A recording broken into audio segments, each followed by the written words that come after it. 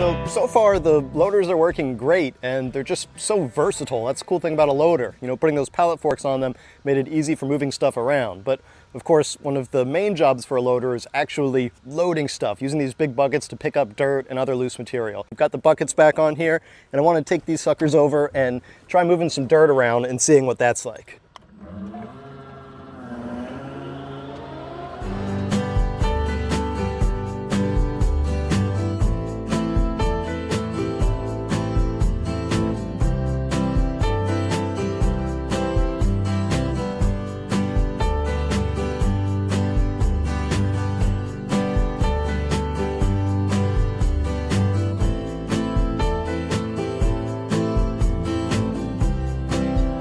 The buckets obviously work great for loose material like mulch, compost, sand and such, but next I wanted to test out the digger attachments I got to see if these electric loaders could substitute as kind of a poor man's mini excavator.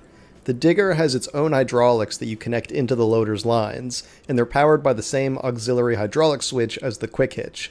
This was obviously my first time running an excavator attachment on a front loader, and only about my second or third day on a loader at all, so it took a bit of learning here. Then you throw the quick hitch hydraulic control to curl the digger's bucket.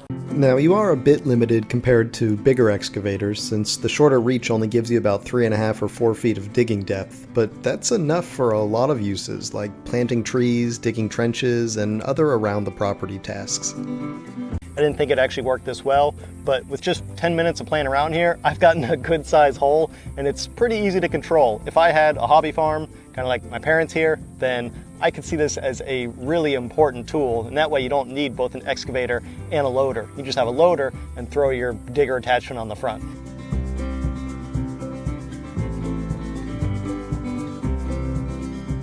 Next up, it was auger time.